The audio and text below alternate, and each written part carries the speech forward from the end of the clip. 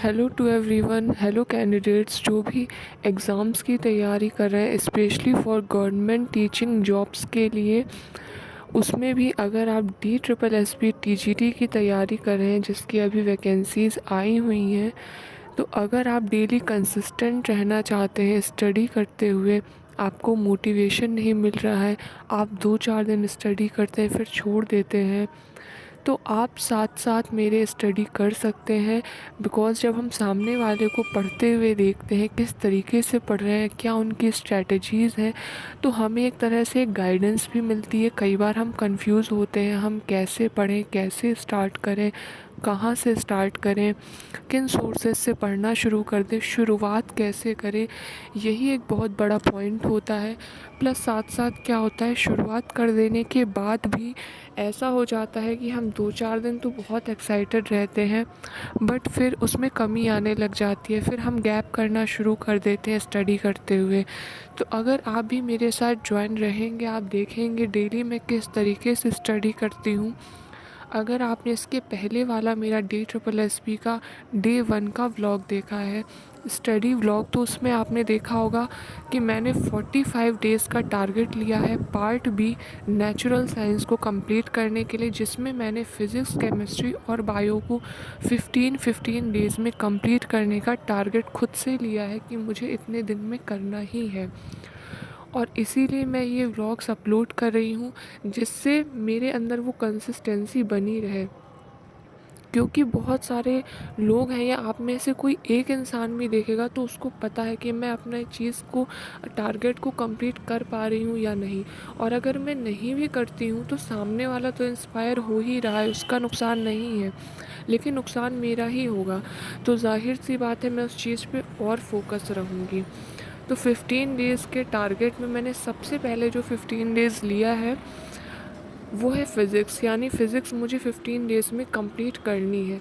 मैं थोड़ा सा एक चीज़ क्लियर कर दूँ, 15 डेज़ के टारगेट में मैंने साउंड और वेव्स वाले चैप्टर्स लिए हैं NCERT के, जो मुझे कंप्लीट करने हैं। प्लस जो जो टॉपिक्स मुझे NCERT से समझ नहीं आ रहे, मैं उनके गूगल से या क्लासेस जो यूट्यूब पे फ्री आती हैं, मैं कोई ऑनलाइन ऑफलाइन क्लासेस नहीं ले रही हूँ, मेरे पास कोई ढेर सारी बुक्स नहीं है। जितना भी जो भी मटेरियल है मैं उसी से ही नोट्स बनाने की कोशिश करूँगी और उससे प्रिपेयर करूँगी। तो मैंने ये 3 चीज़ें सीखी हैं। NCERT बुक्स हो गई, प्लस साथ ही साथ जो नोट्स मेकिंग है, प्लस प्रीवियस पेपर और MCQ। ये 3 चीज़ें हैं जो मुझे फॉलो करनी ही करनी है, और रिवीजन तो डेली बेसिस पे करना ही करना है। लेकिन यहाँ रिवीजन मैं इस तरीके से नहीं करूँगी कि मैंने जो कल चैप्टर पढ़ा है वो आज रिवाइज़ करूँ। मैंने रिवीजन के लिए जो टारगेट रखा है वो इस तरीके का रखा है कि जब एक टॉपिक पूरा कंप्लीट होगा, यानी कि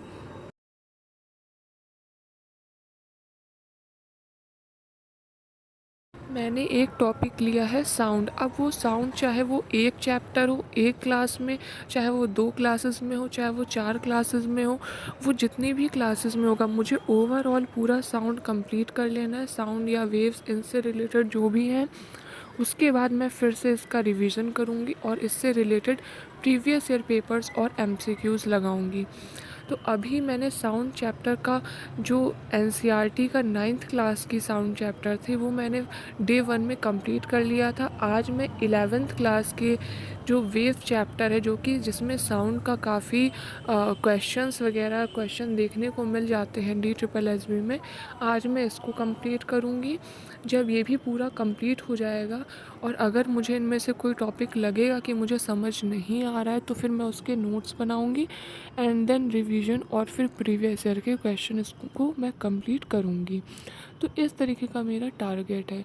मैंने जैसा कि आपको बताया, मेरे पास भी बहुत सारे सोर्सेज नहीं हैं, बट फिर भी मैं ट्राई कर रही हूँ कि मैं किसी तरीके से अपने टॉपिक कंप्लीट करूँ।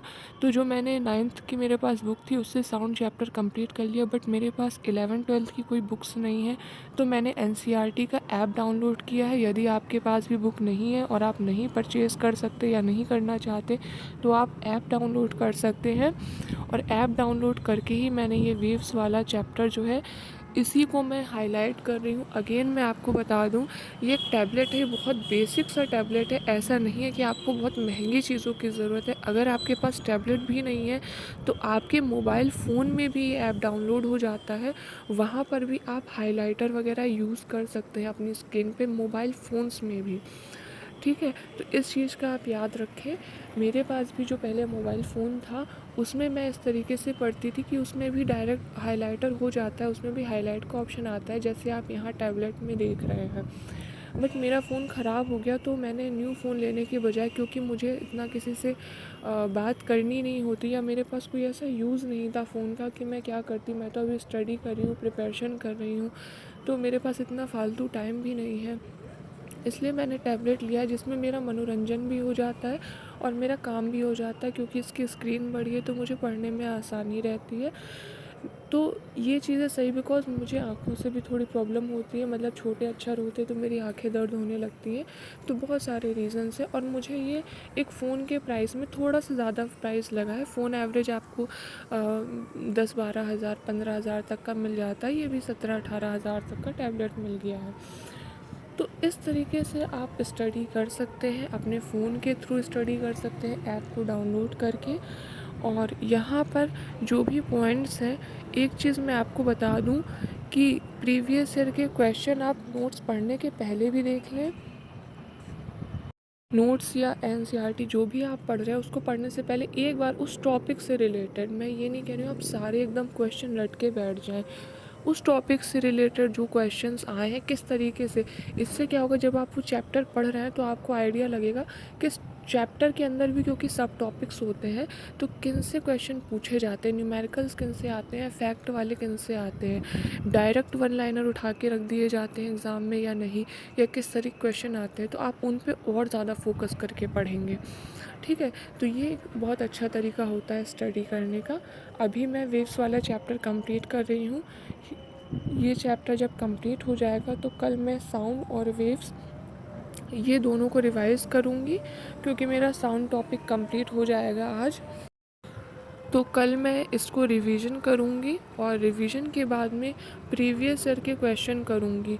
रिवीजन करने के बाद में सबसे पहली चीज़ जो होती है वो है नोट्स। अगर मुझे कोई टॉपिक नहीं आया है समझ में तो नोट्स बनाऊँगी, और अगर टॉपिक्स आ गए हैं मुझे अच्छे से समझ में, तो मैं फिर से क्या करूँगी, उसका रिवीजन करके और प्रैक्टिस पेपर लगाऊँगी। प्रैक्टिस पेपर और साथ ही साथ जो प्रीवियस ईयर के पेपर हैं।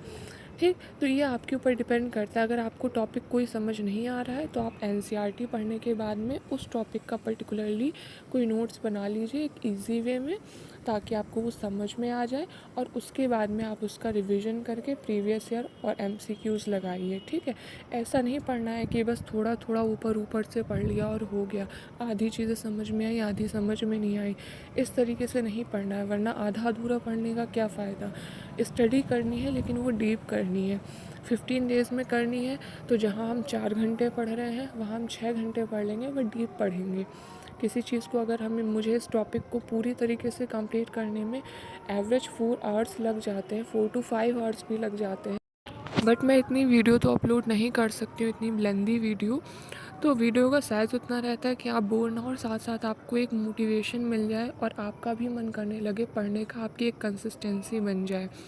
एक चीज़ मैं और बता देना चाहती हूँ कि मेरा पढ़ने का ये तरीका है, मैं एक बार में एक सब्जेक्ट पर, एक टॉपिक पर फोकस करके पढ़ती हूँ। मैं अपना माइंड फिर डाइवर्ट नहीं करती हूँ कि मुझे ये भी पढ़ना है, मुझे वो भी पढ़ना है। बट अगर आपकी कैपेबिलिटी है कि आप एक से ज़्यादा सब्जेक्ट पढ़ सकते हैं, या आपको इंटरेस्टिंग लगता है अलग अलग सब्जेक्ट एक साथ पढ़ना, तो आप उस तरीके से पढ़िए, क्योंकि सबका पढ़ने का तरीका अलग।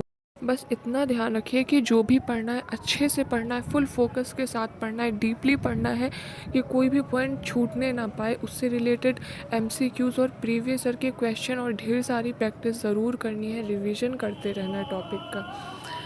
तो अगर आप मेरे साथ जुड़े रहना चाहते हैं डेली स्टडी व्लॉग्स में किस तरीके से अपना DSSB TGT की प्रिपरेशन करती हूँ, ये देखना चाहते हैं और सीखना चाहते हैं, और कंसिस्टेंट होकर के आप भी पढ़ना चाहते हैं, तो मेरे चैनल को लाइक शेयर और सब्सक्राइब कर दीजिए।